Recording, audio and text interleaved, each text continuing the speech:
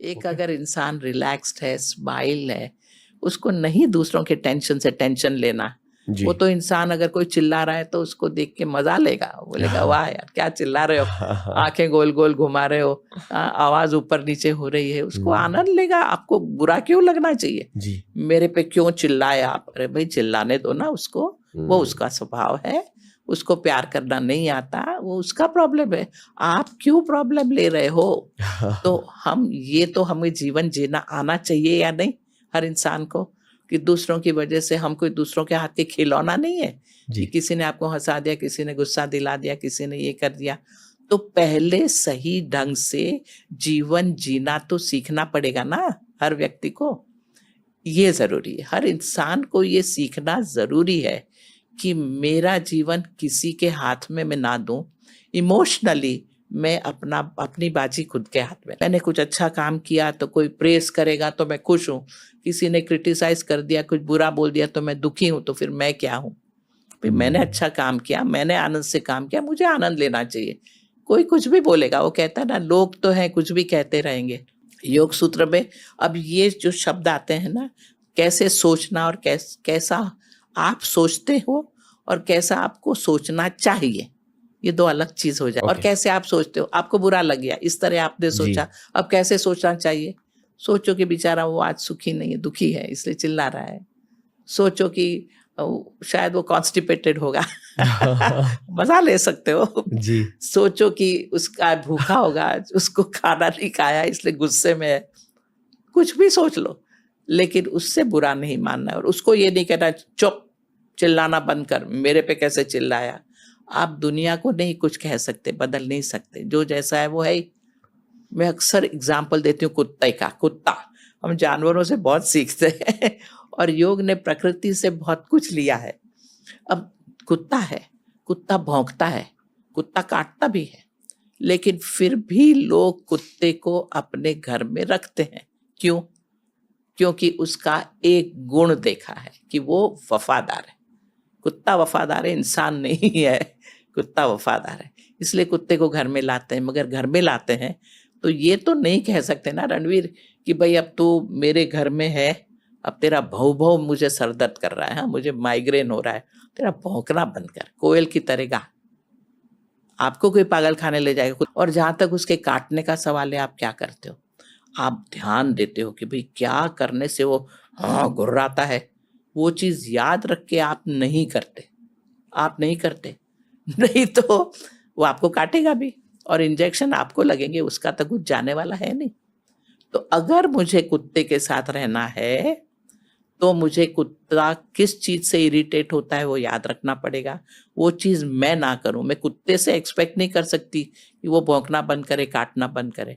मैं वो चीजें ना करूं और मैं इस तरह एडजस्ट कर लूं कि फिर मुझे वो काटे रह सकती हूँ और बहुत आनंद से रह सकती हूँ और कुत्ते की वजह से सारा फायदा ले सकती हूँ।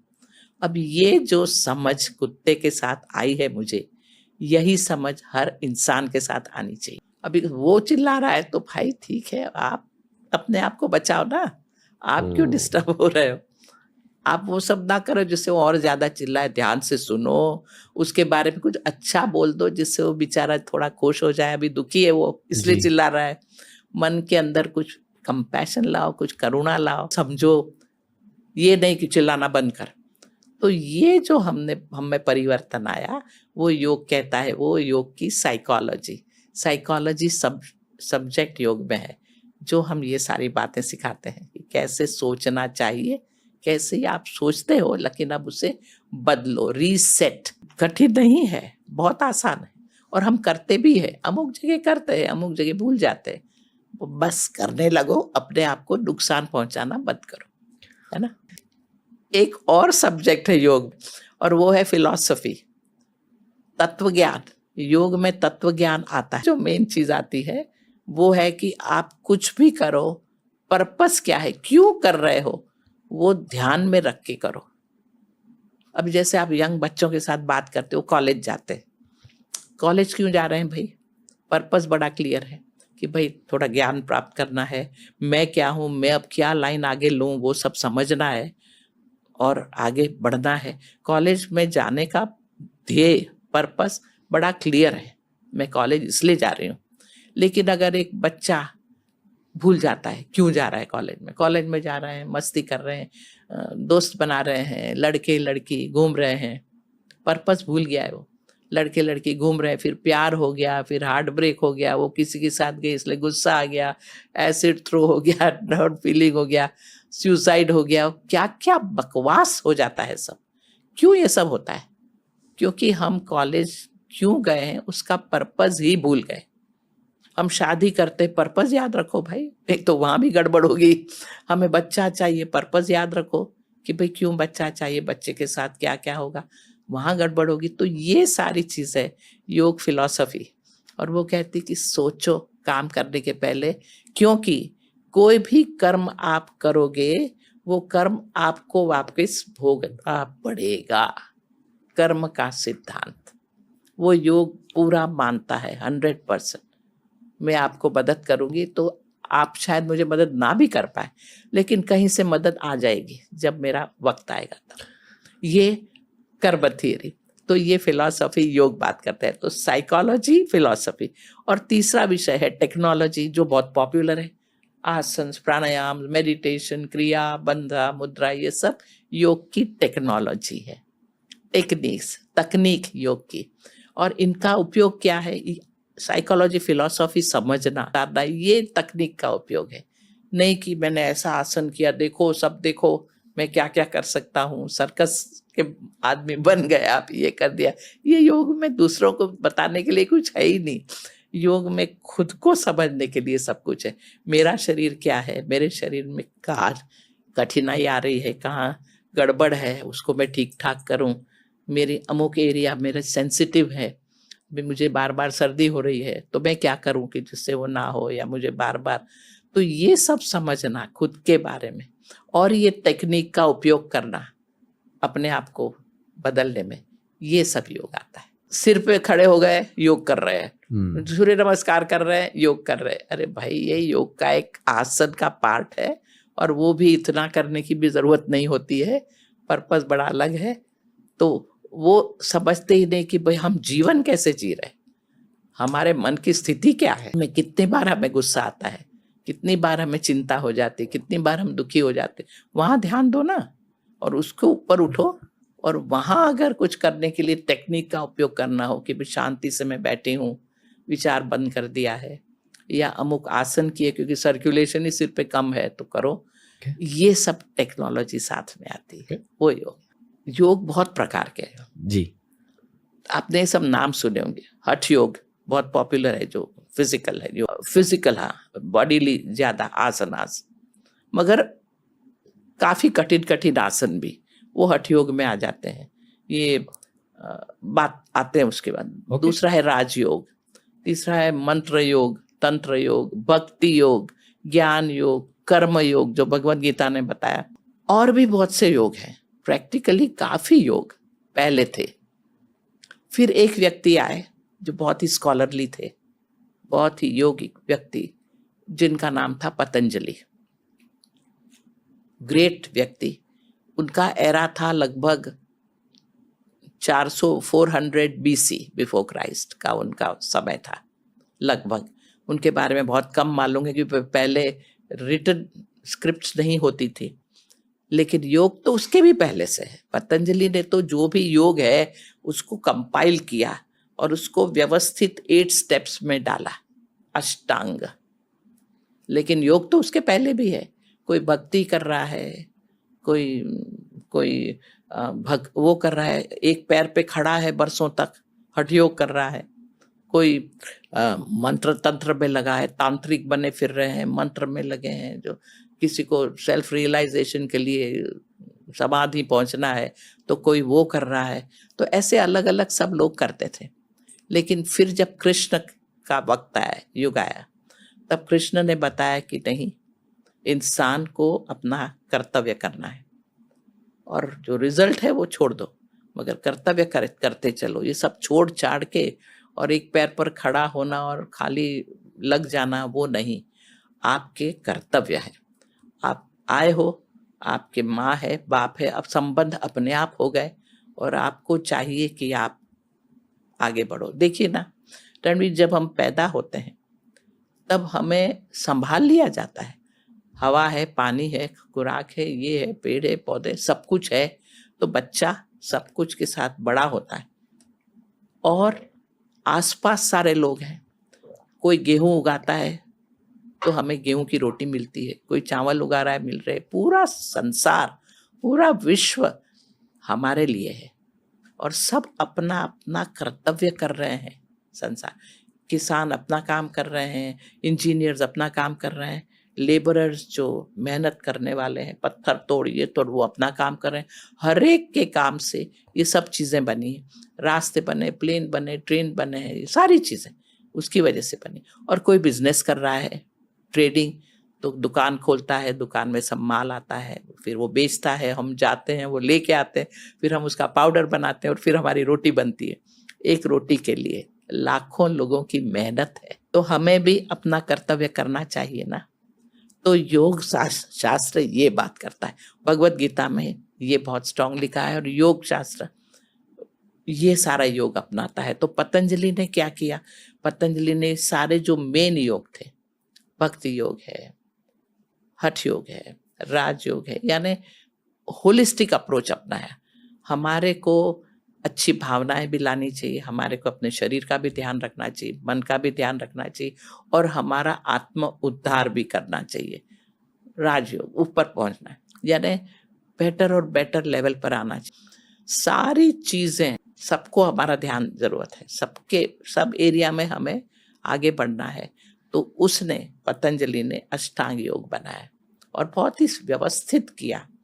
अभी आजकल जो अष्टांग योग में पॉपुलर है वो फिर आसन ही है।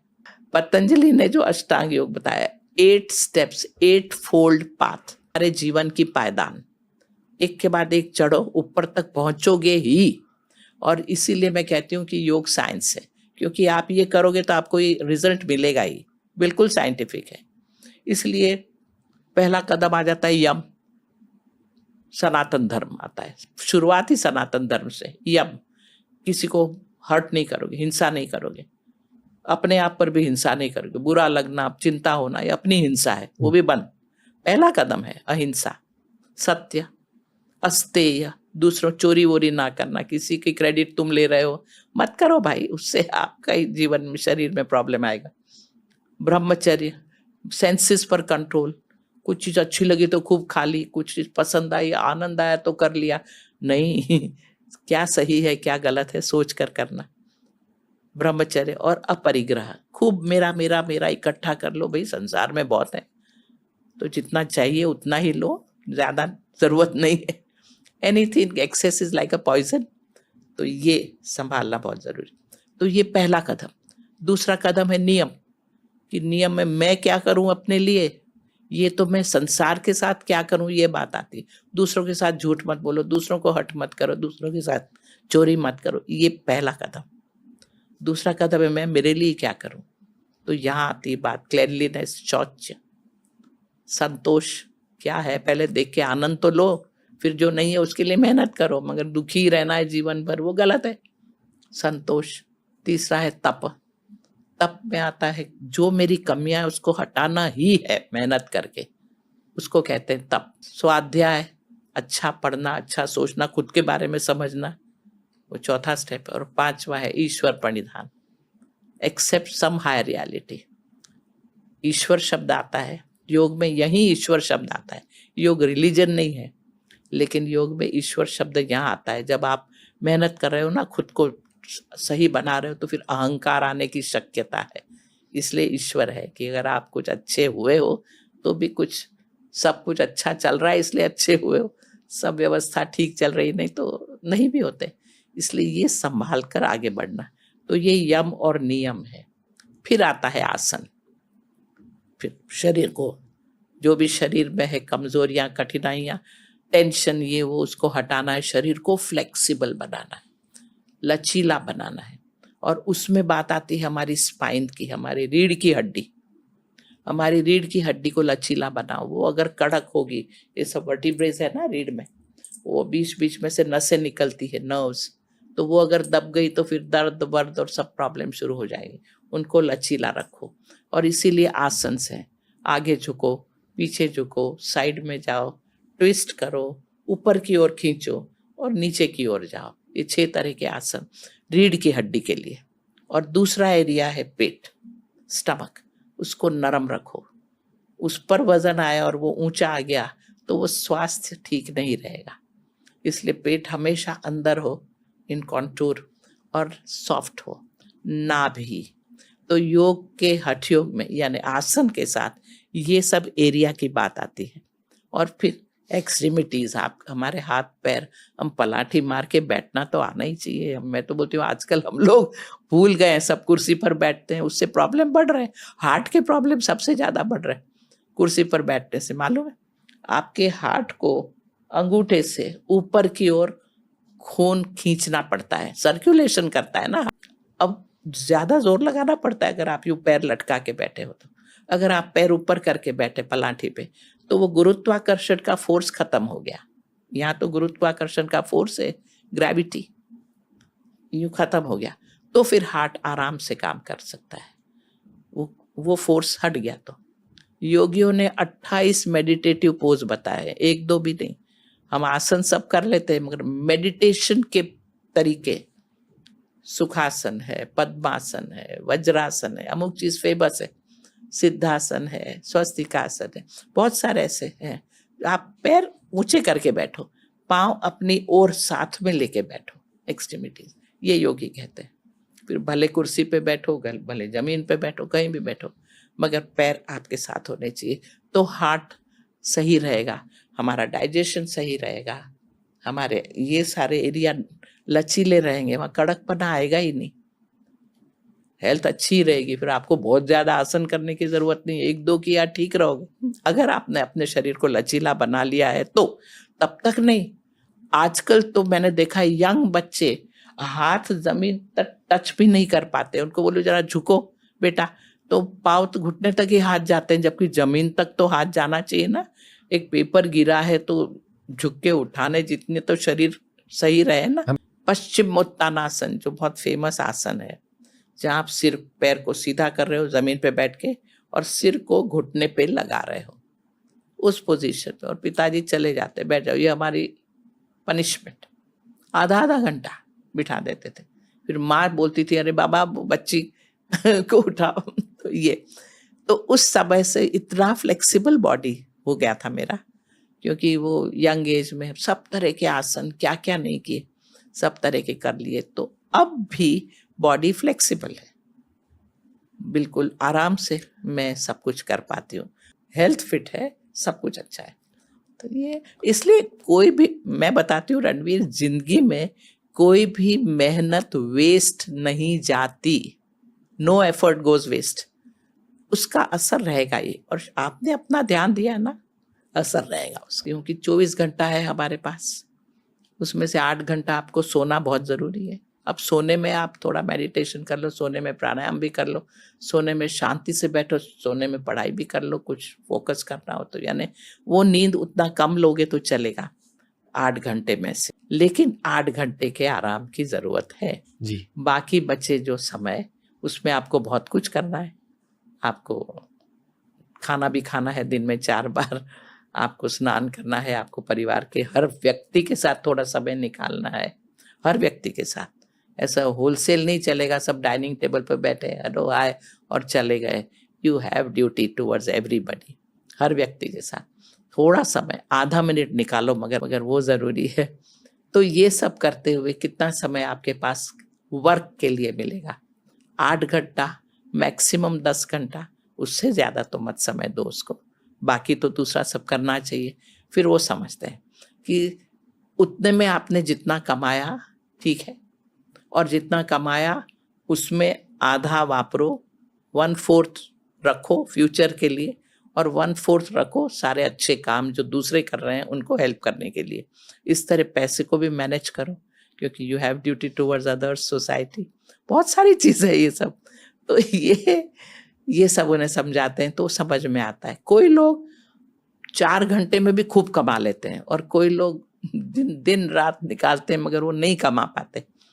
वो अपनी अपनी वो है एफर्ट, और अपना नसीब कहो या डेस्टिनी कहो, लेकिन उससे ज़्यादा समय मत निकालो। हैंड टू माउथ तो होना ही चाहिए, पैसा तो उतना आना ही चाहिए। तो थिंकिंग थिंकिंग सोच, ये सब बहुत ज़रूरी हो जाता है। सोच कर नक्की करो मुझे जीवन कैसे जीना। अब कोरोना के बाद मैं कह रही थी कि पैसा गया, जॉब गया, बिज़नेस नहीं है, मगर प्यार क्यों कम होना चाहिए? पैसे से कोई प्यार तो मिलता नहीं में, प्यार क्यों कम होना चाहिए? उल्टा और प्यार करो, कम पैसा है तो कम खर्च करना, ज़्यादा खर्च करना। अगर बिल्कुल कम पैसा है तो आप बांद्रा उस तरफ रह रहे हो तो उसकी जगह मीरा रोड वसई चले जाओ रहने। मगर प्यार क्यों कम होना चाहिए? और हेल्थ क्यों बिगड़नी चाहिए भाई? हर चीज़ को पैसे से ही लिंक करता है। किसी के पास पैसा ज़्यादा है तो वो सक्सेसफुल है और कम है तो सक्सेसफुल नहीं। ऐसा नहीं है, ऐसा नहीं है।